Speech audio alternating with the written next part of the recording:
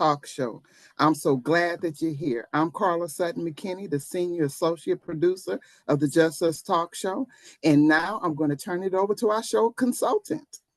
Hi, good morning. I'm Karen Sutton, clinical social worker and a consultant for the show.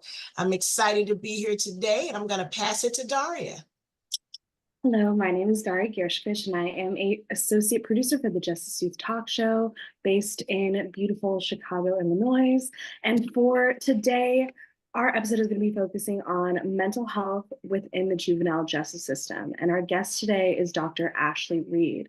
Dr. Reed is an assistant professor and associate director of training in the clinical psychology department of Adler University in Chicago. She's worked in various capacities in forensic and clinical psychology throughout the Chicagoland area, including Cook County Jail, the Forensic Center, and Illinois Department of Corrections.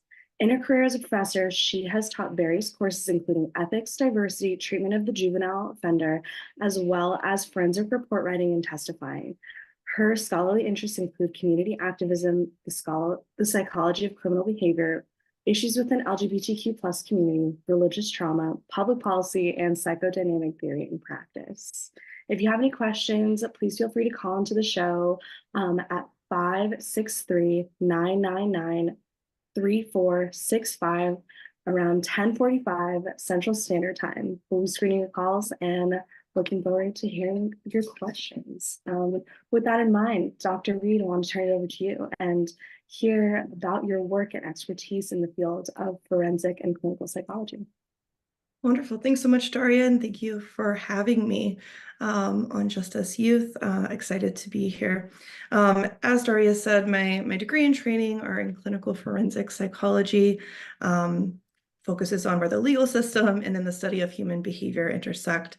In my career thus far, I've worked at Cook County Juvenile Probation. I worked at the Forensic Center doing fitness restoration services, fitness to stand trial evaluations, competency to stand trial evaluations, and worked with families for court-ordered evaluations as well in an outpatient setting. And then I worked with an adult men's prison with Illinois Department of Corrections for Juliet Treatment Center, which houses adult males who have a mental illness as well. Then in my capacity as teaching, I've been teaching a little bit of treatment of the juvenile offender, some forensic classes, and then I'm currently at Adler University. Wow, that is so wonderful. What inspired you to work within forensic psychology? I think curiosity first. I had a real curiosity with about people and what informs criminal behavior and what explanations there were for violent and nonviolent crimes, which led me to my graduate program where I was exposed to professionals in the field who were doing the work in Chicagoland. And my idea of what was responsible sort of shifted to more of a systemic lens and systemic inequities. And so that sort of drove my passion and governed some of my practicum experiences and the things that I sought out after getting my doctoral degree. Wonderful. And how do you think the role of a clinical psychologist contributes to support people within this system?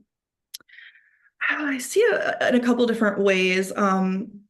One of which is to educate, right? I think that it needs to be a lot of education at each level in the system, but also just to the layperson, right? Someone who maybe doesn't understand the systemic inequities that are involved at sort of every juncture of our legal system. And also, if we can, right, in my capacity as Cook County Juvenile Probation, I was there as a neuropsychological evaluation, someone who was conducting those. And I had to have sort of a stance of neutrality and couldn't be in an advocacy role. But if possible, right, when you are in a different role, it's not a court-ordered, I really think it's education and advocacy. And that's something that I've done throughout my career and hope to continue to do in a larger way as well. To talk to probation officers, to explain some of these things, to work with them in understanding mental illness, complex trauma, different things that can also help as well. And you're also educating judges, right, along the way, and maybe helping in terms of treatment recommendations and sentencing through that education as well. Mm-hmm. Yeah, I know that you mentioned that you couldn't be in an advocacy role when doing psychological assessments, but I wanted to know if you could talk a little bit more about the process of psychological assessments and how it affects treatment and court proceedings. Of course. So typically when I was working for Cook County, I would get a referral. This would typically be from a probation officer. So they identified a youth or a juvenile who might benefit, or whether they needed diagnostic clarification, they needed maybe some understanding about treatment recommendations, or anything that may help just for pre-adjudicated juveniles who are pre-sentence. So I would then conduct a interview with the youth. They would come in, right? They were on most of them, right, were out on probation, so they would come in for the interview. Though some I did interview in the detention center as well. I would do collateral with the educators, caregivers, right? Anyone I could talk to sort of get a holistic sense. And then would compile that and do some testing, whether that's IQ testing, a PAI or MMPAI, which looks at personality and gets at additional data points for diagnosis, and then pulling together some treatment recommendations. You're compiling that into like a 15-page report. And what I would find when I would go to the court then with the juvenile or the young person is the judge will just flip to the back, right? They're just flipping to the 15th page, where you say, here's the diagnosis, here's the treatment recommendations. They're really not even sometimes looking at your conceptualization, right? Maybe you've spent painstaking time on, but I think spending time with the judges, if possible, being able to explain, right? I had a judge who like kind of flip through it and then sort of threw it on the desk and was like, I don't know what any of this means, right? And I was able to explain, okay, so let me break this down. Here's what this means. And in terms of treatment recommendations, this is why it's important. And this is why all of this information on these other pages are important, but let me break it down just in a paragraph of what we need to do and what would be most helpful for this individual. And so it was used sometimes in treatment recommendations, and also when it comes to the least restrictive alternative. So I would also be doing risk assessments for juveniles. We would use the SAVERY, which is a structured professional judgment development tool. And so again, it would look like a similar process. We would be interviewing the youth, we would be interviewing family, we would get a sense of, typically this is when there was a past violent offense, and we would sort of, impossible to know for sure. We know that we can't predict violence, but to look at the data, look at the support systems involved, look at some measure of saying whether or not there was a low, moderate, high risk of future offending when it comes to a violent crime. And even though there was a sense of neutrality, I think you could sort of advocate through your writing, right, with what you know about complex trauma, what you know about what the literature says, right, about I'll drive this into the ground when we talk about juveniles, but frontal lobe development, and that it is not developed until 25 or longer there, keep raising it, mid-20s. And so what that means for decision making and impulse control, and how we can't sort of hold youths to the same metric as we do, right? So we have juvenile courts and we don't have adult courts, and I'm going to go off on a tangent with that. But so I think really using it at, your forensic report writing can be an advocacy in some ways, even though you are staying neutral in terms of you're reporting the facts, right? It is factual that the frontal lobe doesn't develop to this time. It is factual that inequality and complex trauma and all these various things factor into why maybe a juvenile is involved in the system, and what might be beneficial is going to look different, and what I might recommend is going to be different, knowing and having that background. Absolutely. And one thing I remember us talking about is like treatment accessibility and how difficult that is to get like the right support for juveniles. Can you talk about your experiences with that and how it may have impacted your recommendations? Yeah, this is difficult. Because if I thought if it was beneficial, I'm still going to recommend it. But I remember being so disheartened by some of the, maybe you're recommending individual therapy, but there being barriers to that. You're recommending programs. You're looking at perhaps what there are in terms of supports out there. And I would work, probation officers, actually, some of them had a lot of knowledge that was helpful in terms of what are you linking families to? What are you linking that maybe is low cost, no cost, or is accessible in their neighborhood, right? I'm not causing, I'm not giving a suggestion that is not going to be accessible or available. I think one of the things too was looking at it from more of a holistic lens, with regard to it maybe not even being a therapeutic intervention, right? Like prosocial behaviors for someone who is struggling with a lot of volatility at home and who has maybe acted out and had acting out behaviors. Maybe it's a prosocial behavior like getting involved in Ask boxing program, but like thinking outside of the box in conjunction with these other things. I find that it's difficult, but really keeping a resource. I had a resource list at the time that I was like forever adding to when I would find some programs, especially in Chicagoland and sort of across Chicagoland, that might be useful to sort of plug into those treatment recommendations. But I think that was difficult, and you never know, right, what's going to be put in like conditions of parole, right? Sometimes it would be court mandated then that they go to some level of individual psychotherapy, et cetera. But of course, sometimes the judge can disregard, of course, the treatment recommendations as well. Hi, Carly, you have a question? Well, yes, Dr. Reed, going back to something you said in your earlier response about the frontal lobe and the development of our young people, as we look at, we've always had juvenile defenders. It seems that there's an increase in that, especially with violent crimes. It seems that our it's getting younger and younger. And I'm thinking about, we're talking about mental health, and having been a teacher in an alternative school system, I got a chance to see, and I think about one such case in particular, or two, where the young people had been in a juvenile system. So they went from 7th grade to a 9th grade environment with individuals who had this matriculation, had been able to grow with their peers, and how when they were put into this environment, how just everything about them was different. Their social interactions, their ability to respond. I'm asking a question with respect to the growing population of younger violent offenders and their mental health. How does the environment that they're growing up in, how does that play into the choices that they're making dealing with conflict? Yeah, I think first of all, I think across the board, we're dealing with a mental health crisis in this country.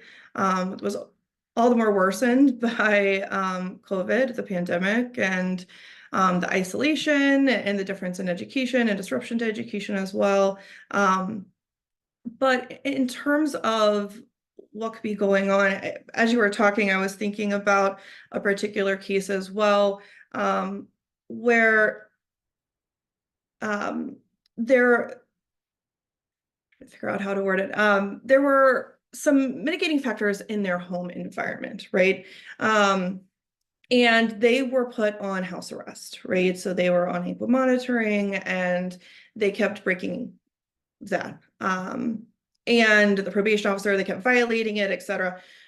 But I had to go in and sort of from that, have a meeting with the probation officer to say, okay, this may not work for this individual because they have domestic violence in the home, right? This is happening at the home. This is going to lead to them being out, being back on the street, doing these things because they're not safe in their current environment. And I know it's more of a broad question. It could be many things, but I think there is a sense of belonging often found in gangs. We can talk about that. There's a sense of safety and community found in gang membership for young people, especially in Chicagoland. There are, of course, poverty really creates that. What we know, right, what really reduces crime is income equality and education, investing in schools and public schools, and really investing in infrastructure is what is really going to reduce that crime. And so I see the income disparity, the racial inequality as being responsible, and some of these things going on for this influx in crime that you're speaking about. Dr. Reed, with all of that in mind, you know, a clinical psychologist not only is able to do assessments, but they also do therapy. I wanted to know if you could talk a little bit about your approach to therapy and how it impacts your work with youth. Yeah, I think initially, and I still am a psychodynamic therapist primarily, really interested in early childhood experiences. So that does shape my work with youth, right? The work of Nadine Burke-Harris, right, where we look at adverse childhood experiences. Love Nadine Burke-Harris. Pivotal research that has really shaped how we look at youth and development, and also complex trauma, and how our notions of PTSD are outdated because that is for an event that was traumatic that happened in the past, and these traumas are ongoing with juveniles, right?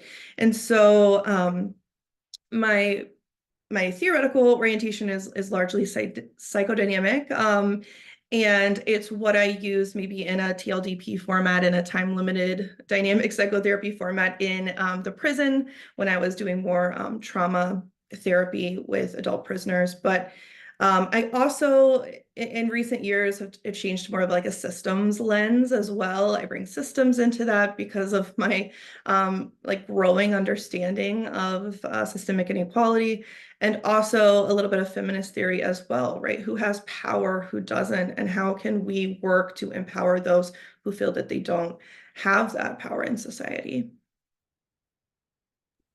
Wonderful. I love it. So important.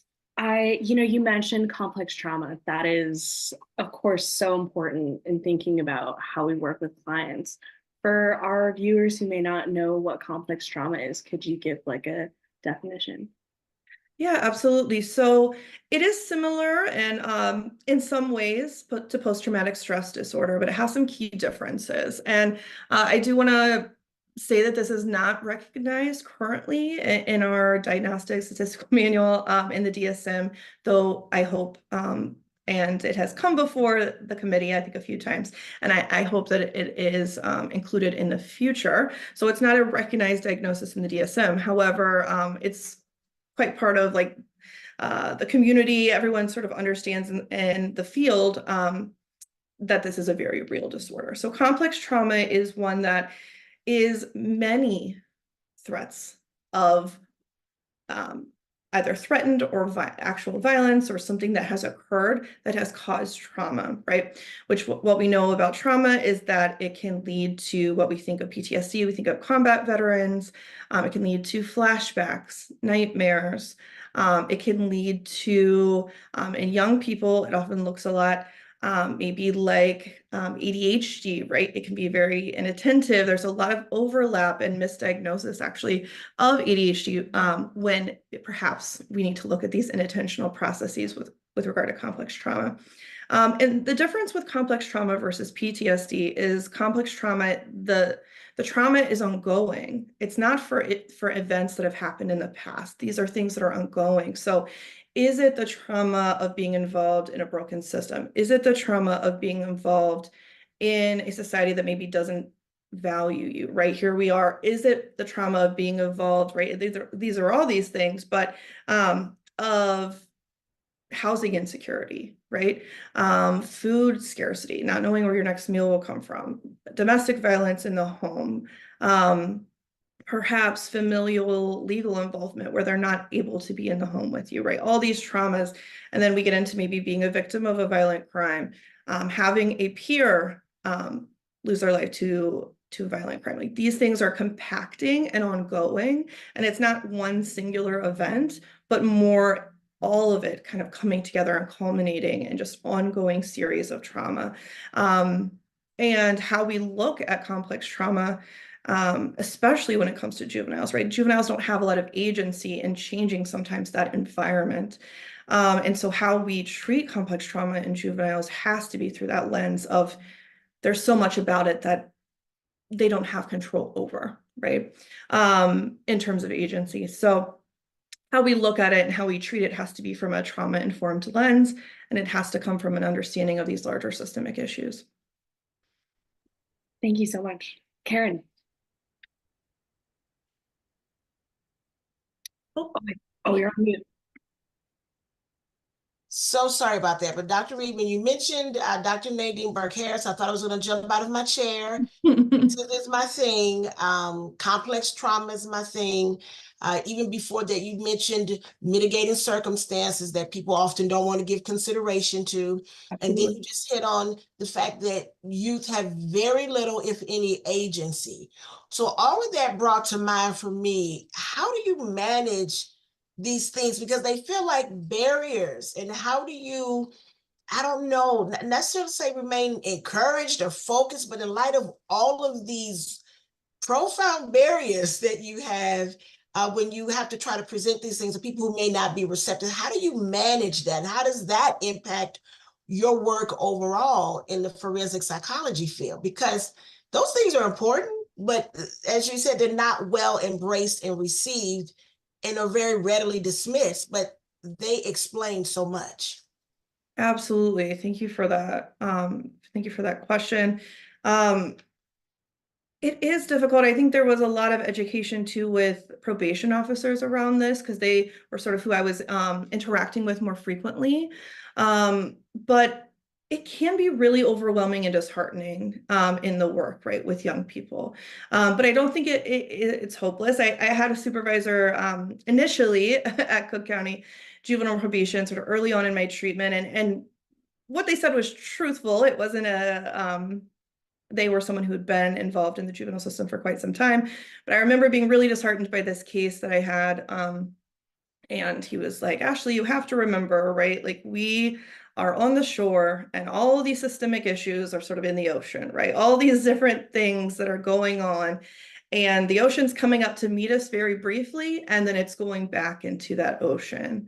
And I remember feeling so upset by that and wanting to fight against that notion. But there was actually a larger message in that of we do get to interact briefly, right? And we may not be able to change this right now in that interaction, but they're going back into that community with education, with knowledge. Maybe they're taking something with them as well. And it also factored into just my role in advocacy and maybe looking at it from outside the system, which is where I currently am now, sort of outside that juvenile justice system of how do we look at reform? How do we look at how we embrace recidivism and rehabilitation in a way that we're able maybe to mitigate that impact that comes from so many different places that is hard to influence, especially depending on your role sort of within that system. And my role as a evaluator had to, was pretty brief working with juveniles as well. I also worked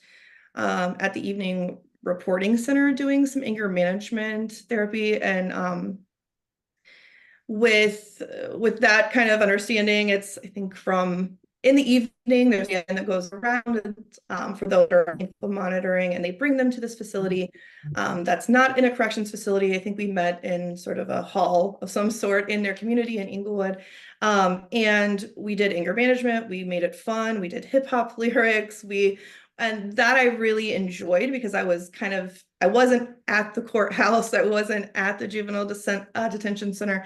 And I was able, still, an extension of the system, but I think the ways in which I was able to interact with the youth had a different feeling to it as well. And I really enjoyed just that interaction.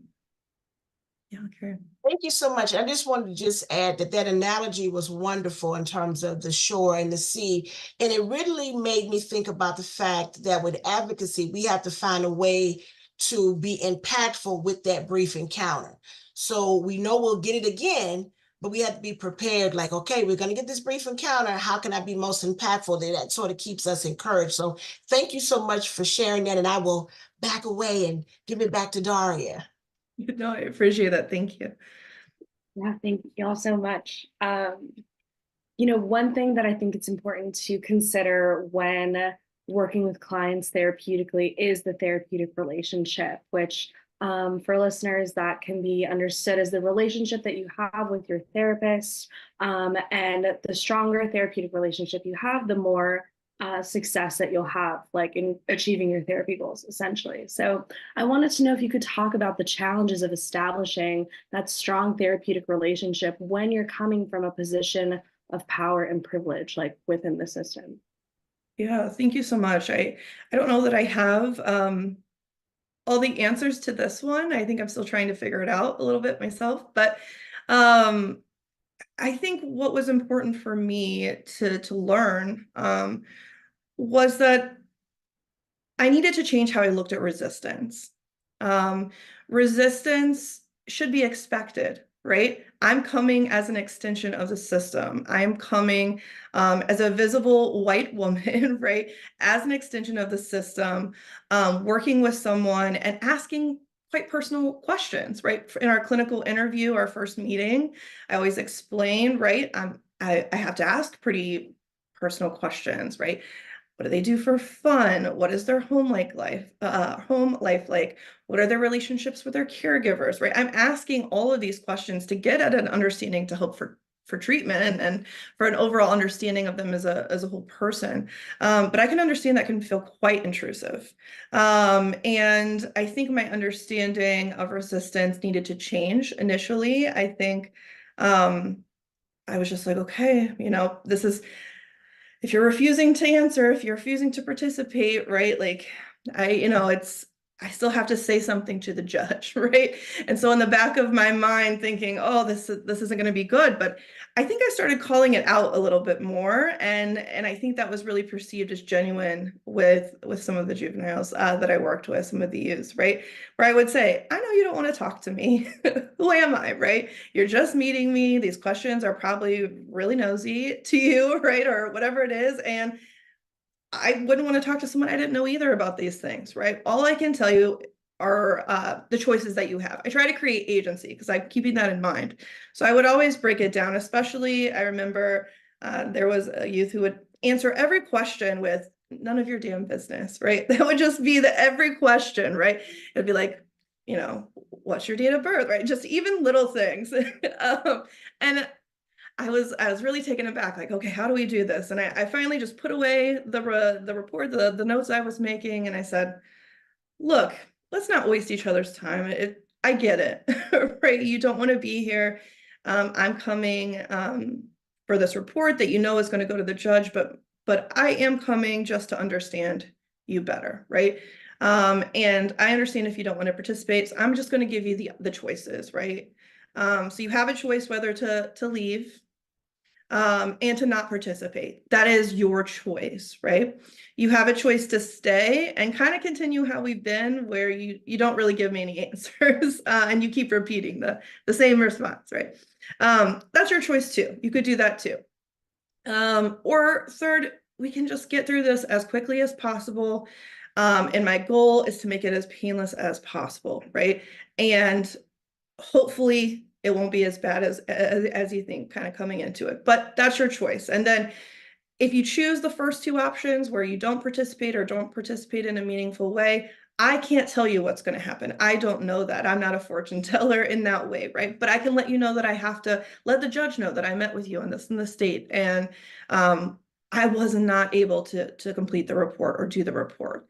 And I don't know what they'll make of that information, but I respect you and your ability to make a choice that feels best for you. And I think that was really helpful, just like in breaking it down that way. Because there,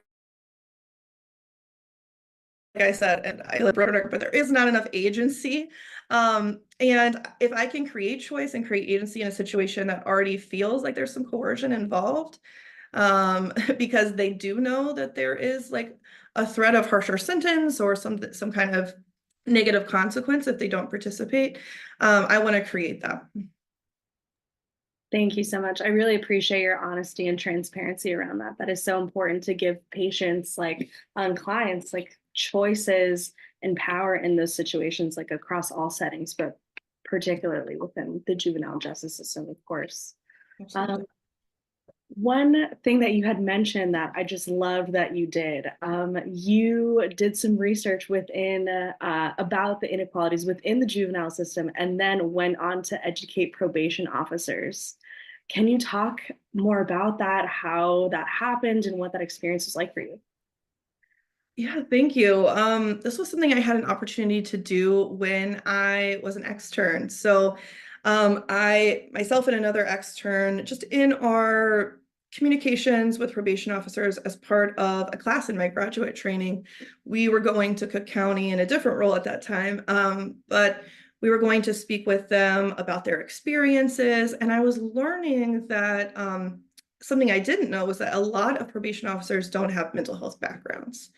And a few of the people that we met with came from a sales background, right? Maybe they had a 2-year, 4-year, but they had been working at places like Verizon or like in a sales environment before coming, right? And they get training like on the job, but they're missing these foundational understandings of mental health, but also the system. And a lot of things that we've been talking about, but how, in fact, racism is quite heavily involved within the system. And so it was leading us to have some conversations around like, what could we do? So for our project in that class, we put together a presentation that we wanted to present to probation officers in small meetings throughout a month, where we would meet with them in groups of 6 or 7 and put on this where we show at every juncture of the legal system, from arrest to whether they're housed with adults in the jail to whether they had accessible counsel, to support systems, to sentencing, to punishment, and what that looked like for Black and brown individuals versus their white counterparts, specifically in Cook County. And we use their metrics and data that are posted to be able to pull that. And we presented that, and we talked about some of the things that we knew in conjunction with that. And we had a dialogue with probation officers around what their reactions were to this information, what were their anecdotal experiences of this.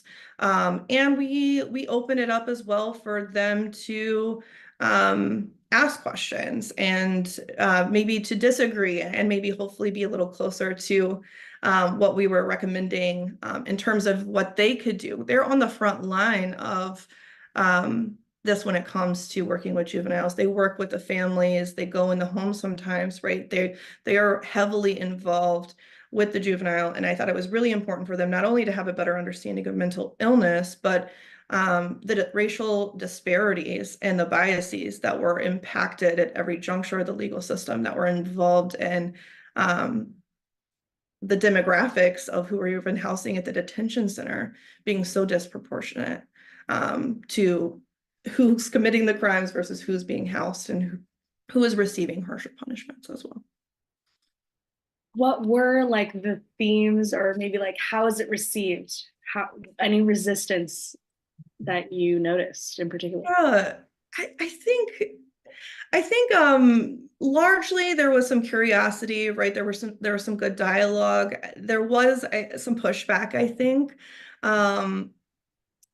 Perhaps they thought we were a bit naive, right? Coming in to the system. They've been in, for 20 some years, and here we are coming as part of our project and having these ideas of ways that we can change things. And I think there's always going to be pushback when you try to progress things further, or you try to challenge maybe the status quo or the ways that things are done. Largely, I think that there was an openness and a willingness to look at that, and some questions, some really thoughtful questions around what can we do in our role that may mitigate this bias, right? And so certainly they're overworked, and they have a lot of work that they do, and I admire the work that they do, but I was hopeful from that project and from going around, at least this was back in, let's say, 2015 with Cook County Juveniles. So I'm hopeful that maybe that left an impact. It's sort of how I think about working with juveniles, right? We never know, like, down the road, right? If something doesn't click initially, or it doesn't feel like they're ready to process through it initially, maybe somewhere down the line or in a couple of years, you never know, like, what impact or something that you implant will be remembered, or maybe connect with something else as well. I love that. Karen? Yeah, and Dr. Reed, I just wanted to somewhat really just make a comment. I love that you said mitigating the bias with the education, but also you hit on something that is always, I shouldn't necessarily use the word bothered. It's not necessarily strong clinical terminology, but as someone who works with youth, you hit the nail on the head when you talked about the fact that there are a lot of people in this field without the educational background. Like, there's a lot of de facto default falling into working with children. And I think that often plagues a lot of how children are engaged in the work that's done with them, because you do have people with a sales background. You have people who come in with a journalism background. I have someone comes in and they've done absolutely nothing that contributes to child welfare. And so on a policy level, that really makes me just think about, why are we just so comfortable or okay with having people that are not appropriately educated and or committed to children working in this area? So it makes me think about, okay, what do we need to do to address that? So the work that you did to point out, to educate the probation officers, that excited me, because I feel like that needs to be done on an ongoing basis, because often in terms of being a juvenile probation officer, that is a bachelor's level degree, and that is still excellent. But they take people from so many different fields that you've got people across the board that have studied something completely different and have just fallen into this role. Again, it's not a specific question, but I'm glad you hit on that, because that work you did is essential. I hope someone picked it up after you and is carrying that torch, because it's necessary. There are a lot of people without the education and training that are working with this population, and it just doesn't serve children well. Absolutely. Thank you, Karen. And I hope someone is continuing that work. And I really believe, they receive on-job training, but I think it really does need to come from mental health professionals. And that pulls on another thing itself, right? Pulling people in that can speak to that, rather than, I'm not sure what goes into their onboarding. I don't want to, I'll stay in my lane, but I do think, right, mental health workers do need to be involved in that education and in that process, because of those things that you're sharing as well. Thank you. Quickly, I just want to make an announcement of the call-in ability for any of our viewers. Please feel free to call in at 563-999-3465 until 10:45. We will be taking your questions. But, I wanted to talk overall, just like any major lessons or realizations that have been particularly impactful for your understanding of the system's flaws, and like working with clients and future changes that you feel like need to happen. Yeah, I think in terms of understanding it for myself, like I said, it's an ongoing process for me. I've not arrived, but I think what really fostered my own understanding, outside of just my own experiences of the system's failures, I think being an avid reader as well, I think works that have shaped my knowledge. I really love Audre Lorde and that understanding of intersectionality. Also reading the new Jim Crow in graduate school, right? I was exposed to that work, and that really just changed how I felt about the justice system in general, but it was something that I hadn't had previous exposure. And then recently, I really love Eve Ewing and her activism in the city of Chicago, as well as her work. She wrote a book about, it's called Ghost in the Schoolyard, and it was about Chicago school closures on the South Side and the ways that the community really rallied together. But just the impact of that, those closures as well in a community in Bronzeville. So I think reading and being aware really shaped my understanding, as well as I think my understanding of history. Understanding the racist history of this country, I think, is foundational to sort of my ongoing knowledge of just how policing, how policing started, how this punitive system started, having that understanding and continuing, reading things like Angela Davis and abolitionism. And I really, I'm really interested in talking about prison reform and things like that. But I think really education, and I guess education, I think, is gonna for the future, I think, is really important as well. Just education of self, education of others. And what I envision going forward, such a hard, deep and complex question, and a good one. I think, more broadly, I can speak to, I think, locally, in our community, we've had a recent mayor shift who perhaps has a better understanding of systemic issues, Mayor Brandon Johnson. And I've been following the implementation of taking police out of our schools, which really contribute to the school to prison pipeline. And so there's some movement there, which makes me really hopeful, because we found, having police in schools does not create increased safety. In fact, it creates undue harm. And so I find that really helpful looking at the local level as well. And in terms of what I hope for, I want us to return to more of a rehabilitation look at juvenile justice. When we think about you still receiving life without the possibility of parole, I want to see changes made to those policies. When we say to a juvenile, right, a 16, 17-year-old due to a violent crime, and we sentence them as a society, as a community, right, to life without parole, we're saying to them, we don't see any chance of change, and we don't see any value, exactly. And that's false, right? Because that's not what we know from biology and science, right? Their brains are changing, right? There is great deal for change. There's great deal to rehabilitate, and we've seen it, and it's possible. I don't want to be judged by the worst thing I've ever done, right? And so I think we need to look at the fact that juveniles, there's a reason there was a different juvenile court. There's a reason that we started this work of looking at juveniles differently, and it's gone through some different phases, but it's not the same, right? There is a capacity for change and rehabilitation for adults too, and that's a whole other story, but specifically for juveniles as well. And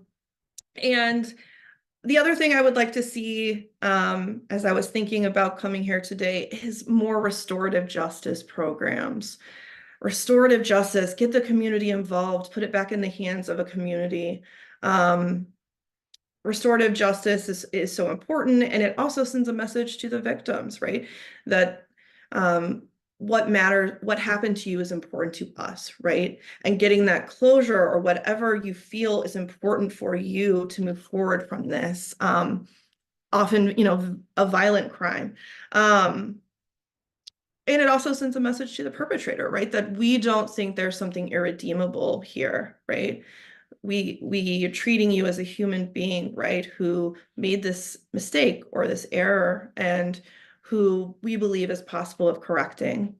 And so maybe restorative justice, more of those programs, lots of things, income equality, right? Changing the system. I mean, there's so many, but I guess maybe those would be the three that I would pinpoint. Getting police out of schools, focusing on rehabilitation, getting life without parole, these adult transfers, which is so devastating. I remember when I worked at Cook County, we were able to go to the juvenile detention center and just see the work that they were doing.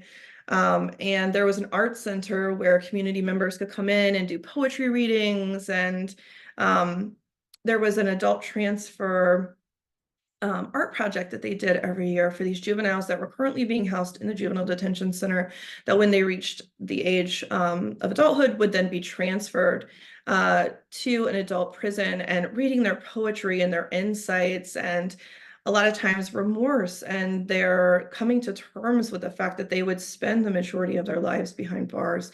It's just truly devastating. I think it's so normalized in our society, but for us to really think, right, this is someone at 14, 15, 16 made this choice or this decision or had this level of circumstances that have happened, and now will never be outside in the community ever again, right? It truly is devastating, and I think that really opened my eyes as well to the need for that to be looked at in terms of parole as well. Thank you so much.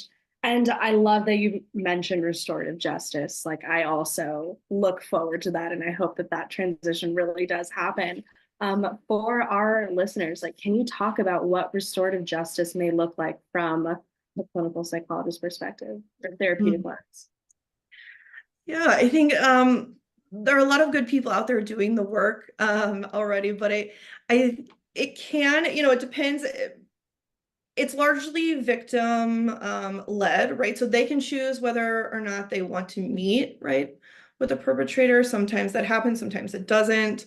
But what that looks like is, I look at it like if you're thinking about going to court, it's almost like the mediation process before you go to court in some ways, right? And some courts have this restorative justice sort of within it, right? Where you can find a way to sort of correct it or to express remorse or find some healing within a community atmosphere. You have restorative justice workers who are trained in it. You have clinical psychologists, mental health workers who are sort of facilitating that conversation. You're taking, the judge, the lawyers sort of out of it, right? You're taking the legal aspect out of it, and the human aspect is more important, right?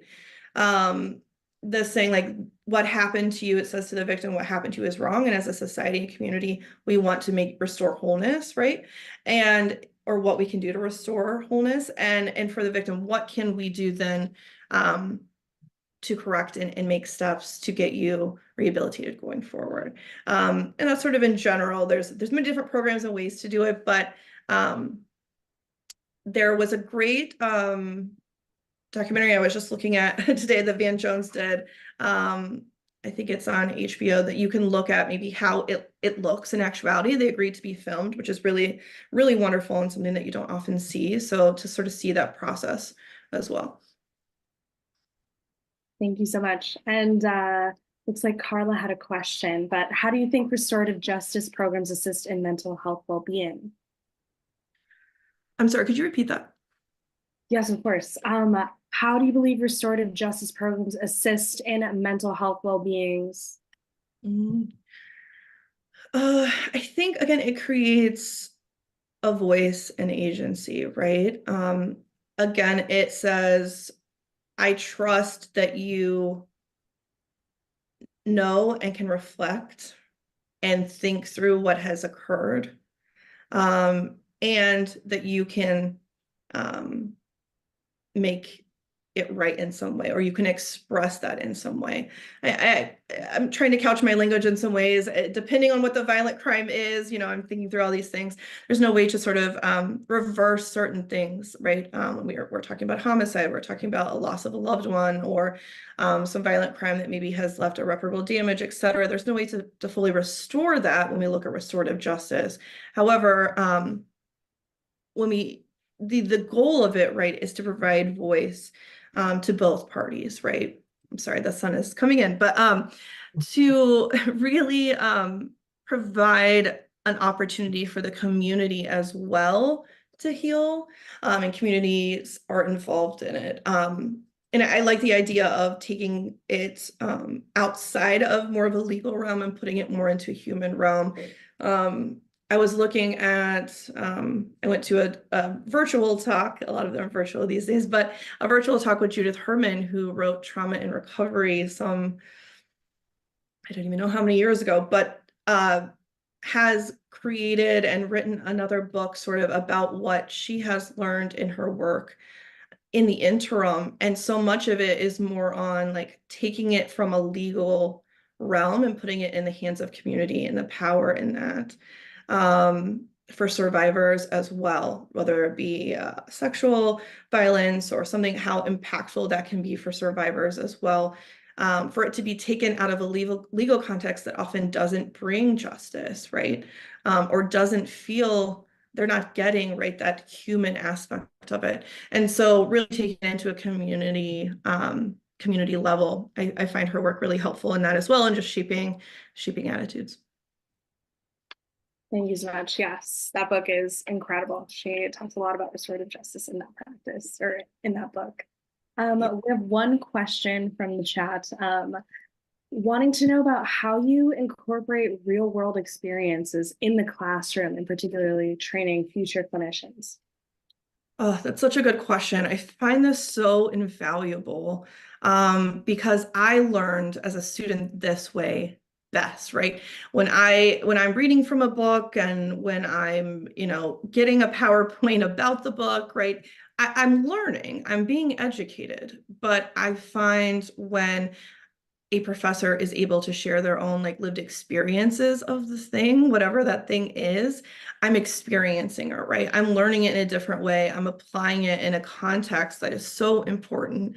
And that's what I attempt to bring as a professor, right? Is bringing some of these examples, pairing it with some of the things that we're learning in our textbooks and through research articles, and to say this is what it looks like. And sometimes it's really complex. And then what do we do, right? Sometimes I'll make little vignettes. They're sort of a compilation of maybe a few different cases, and provide them to students, and let's work through this. Well, how would we approach this from an ethical lens? How would we approach this from a systems lens? What are some resources that are available? Let's get on our computers and look at what resources are available in the city that we might link this person and their family to. Just getting them thinking about being a clinician. It's something that I wish I had more of, right? But I always grabbed onto those experiences as a student, right? Where I could really take what I was learning and use it outside of the classroom. Love that. I wanted to know what message or advice would you like to share with individuals or organizations interested in improving the psychological well-being of youth involved in the justice system? Yeah, I keep going back to the idea, and if I can imprint anything, it would just be the idea that juveniles don't have a lot of agency when it comes to their home environment, the neighborhoods in which they live, the makeup of their family dynamic, potentially familial involvement with the law, and also this biological piece with the frontal lobes and impulse control and decision making, and what we know about peer influence at that age, and how it is often so much more of an influence than parents and caregivers, and everything that we know in terms of research all backs up and supports, right, the need for us to continue to educate about this, right? To continue to educate and advocate at the policy level, at the reform level, the ways in which we treat offenders who are released, and how we acclimate and rehabilitate them back into our communities,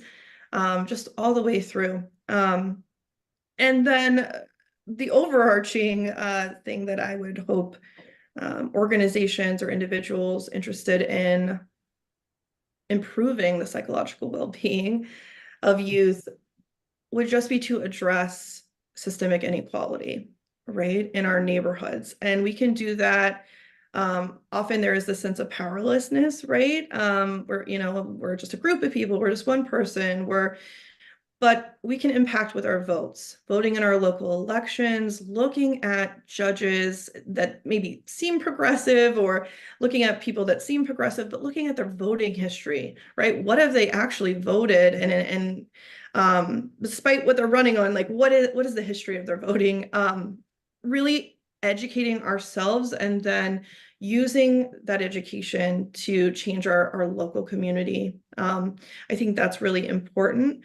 And can help address root causes of inequality, which we know contribute to crime. If we want to reduce crime, we need to reduce inequality. We need to stop racist policing. We need to increase education. We need to increase mental health access. There's a lot of things that we know work, but we know, and what we do in this country is the tertiary prevention, right? Like, yes, we incarcerate more than any other country, right? And it doesn't work, and we know it doesn't work, and we've seen research that it doesn't work, and these for-profit prisons and all of this factoring in. And so I think that's a big one that I know is a hard task, but that one as well. I think getting involved in any kind of advocacy that pushes the needle, and not letting the hopelessness of these different issues stop us from action. And then for families and youth involved in the system, just getting involved with resources and avenues for support. I think it can be such an overwhelming process, and using your community resources, using what's available to you to get involved, to help you work through this really overwhelming process, if possible.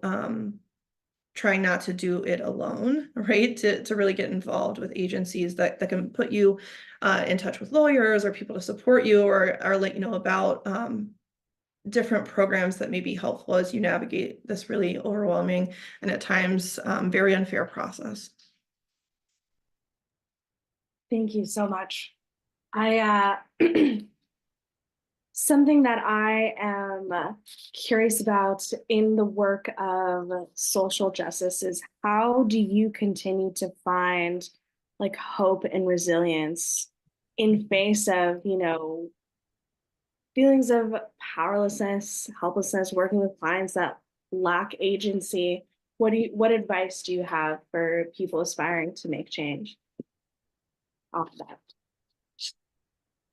I think when there have been times that I've been really disheartened or maybe really impacted personally by a case or a particular issue, or maybe just in general with the work, I sort of take a step back and look at what's coming up for me, what's happening, what's feeding into this.